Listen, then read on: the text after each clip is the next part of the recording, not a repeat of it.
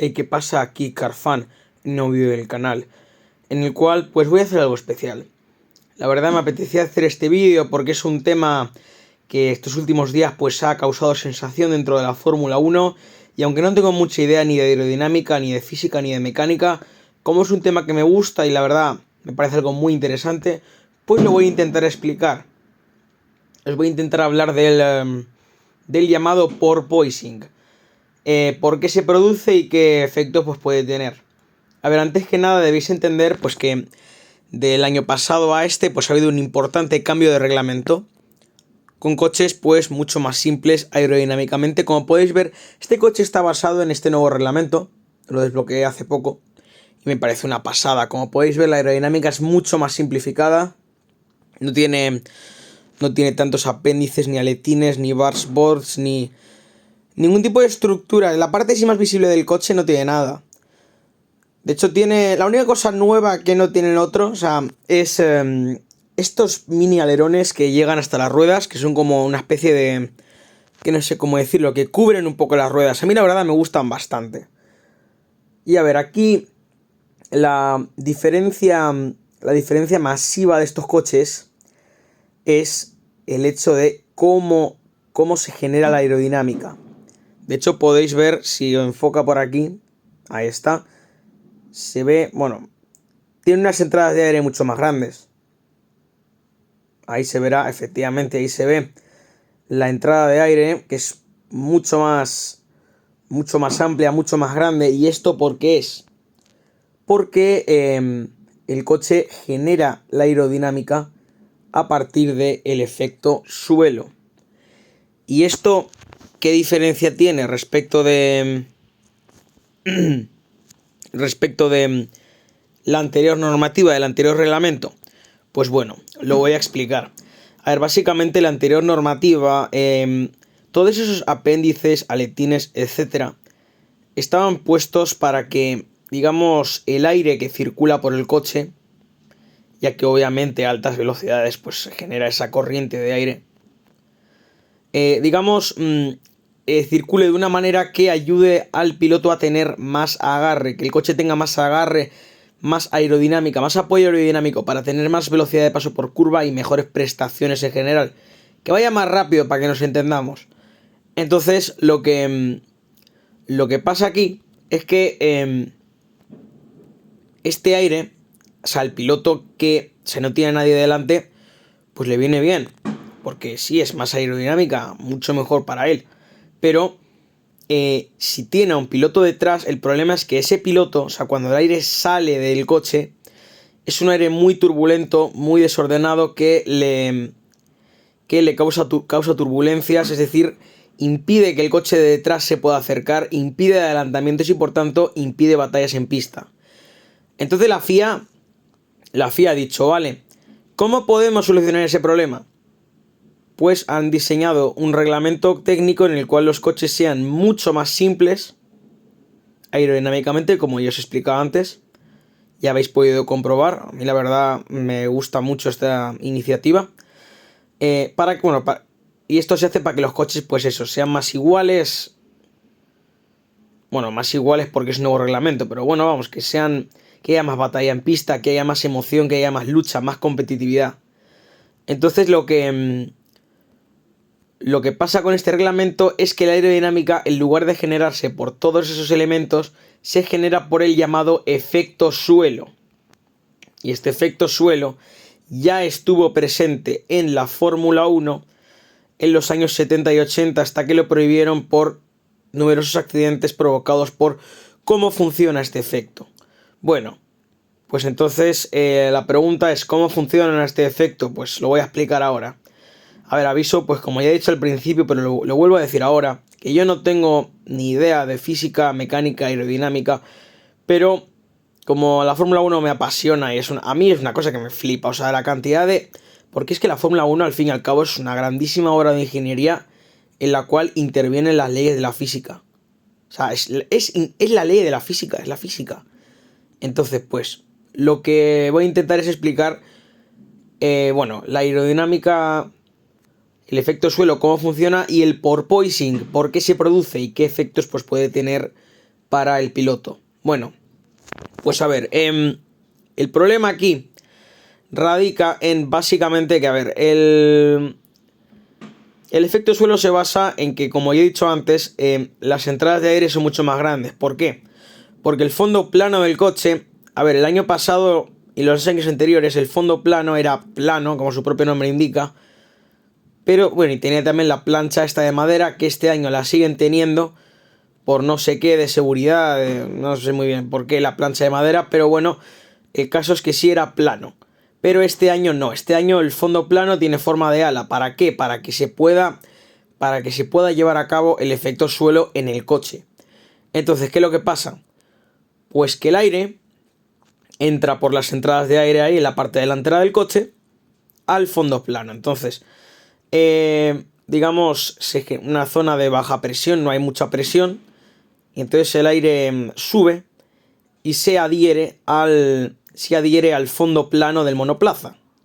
Y esto también se debe pues al efecto Venturi, que establece que los líquidos se adhieren a los sólidos.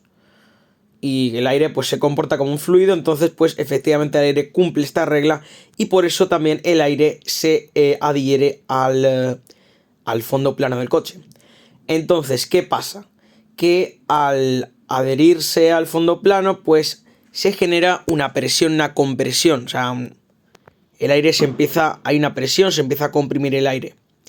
¿Esto qué pasa? Esto hace que, debido a la alta presión, el aire baje. O sea, tenéis que entender que el aire a baja presión tiende a subir y el aire a alta presión tiende a bajar. Entonces, esto lo podéis comprobar con el tema de la presión atmosférica. No es la misma presión a 10 metros por encima del nivel del mar que a 2000. A 10 hay más presión que a 2000. Pues eso, en eso se basa. Entonces, lo que pasa es que al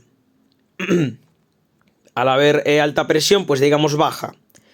Y entonces va contra el asfalto. O sea, el aire va hacia abajo y toca con el asfalto.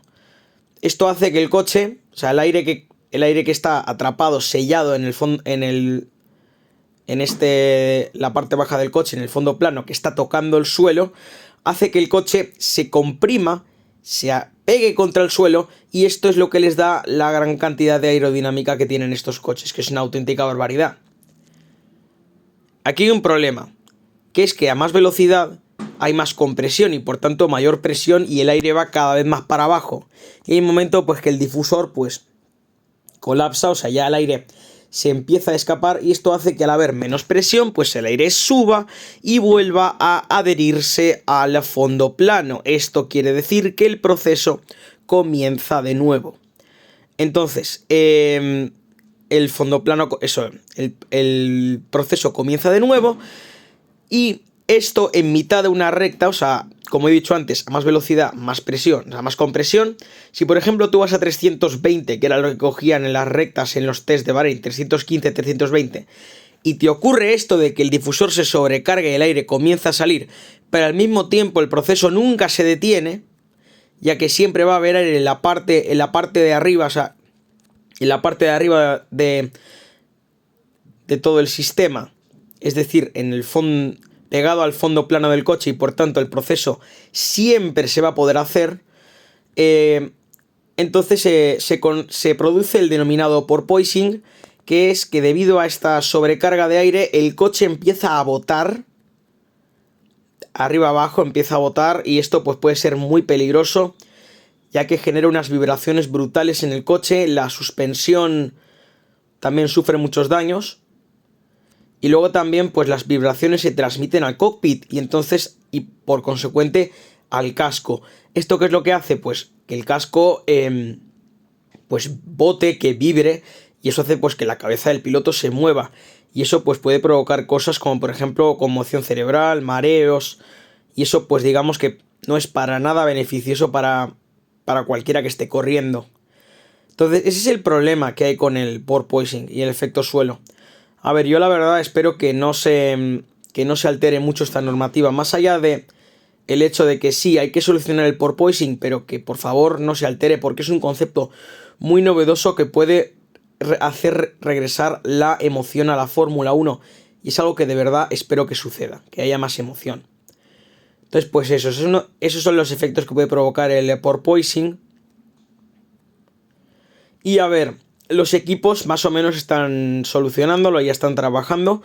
Por ejemplo, Red Bull ya no tiene casi porpoising. Ferrari y Mercedes son los que más están sufriendo. Aston Martin creo que también lo ha arreglado más o menos. Haas y Alfa Romeo no se ve mucho porpoising. Bueno, pero aún así, o sea, mirad en YouTube vídeos de porpoising, buscad porpoising Fórmula 1 y veréis la cantidad de vibraciones que han tenido que soportar los pilotos, que es para decir, pero madre mía, ¿pero esto qué es? O sea, os quedaréis flipando. Entonces, pues eso, la verdad es una cosa que esperemos que se solucione, pero que no quite, que eso no conlleve quitarle la emoción a la Fórmula 1, que no altere el espectáculo. Yo espero que así sea. Pues eso. Esta ha sido la explicación, no sé si me habré dejado algo, pero bueno. Ese es el problema que hay con el porpoising en la Fórmula 1. La verdad es una cosa curiosa, una cosa que muy interesante y que da mucho juego. Pues eso, y esta ha sido el final de mi explicación. Bueno, antes voy a acabar esta vuelta. He grabado sin volumen porque así se escuchaba mi voz completamente. A ver, si se escuchaba un ruido de fondo, pues básicamente es que, bueno, soy de Valencia y entonces pues estamos en Fallas, la fiesta local de la ciudad, y hay muchos petardos y gente haciendo el inútil, pero bueno, es lo que hay, pero bueno, a mí es que no me gustan mucho las fallas, entonces pues digo esto, pero que en realidad pues nada, oye, la gente es libre de hacer lo que quiera y bueno, es completamente normal que esto pase, pero bueno. Entonces, pues este ha sido el final de mi explicación. Mira, justo va a coincidir con que me voy a meter en boxes a cambiar de neumáticos, que va a ser el final de mi entrenamiento. Ahí lo tenemos saliendo de la última curva. No he querido apretar porque ¿para qué? ¿Para qué voy a apretar? Bueno, pues eso, este ha sido el final de mi explicación. Espero que os haya gustado y decidme si queréis que haga más porque, oye, lo he hecho por entretenimiento y yo creo que os gustará. Bueno, pues nada, hasta aquí ha llegado el vídeo. Suscríbete y dale a like si te ha gustado, que yo espero que sí, yo creo que es un vídeo que espero que esté bien y que espero que tenga más éxito y que me pidáis más porque a mí me ha gustado mucho hacerlo. Bueno, pues nada, un saludo y nos vemos en el próximo vídeo.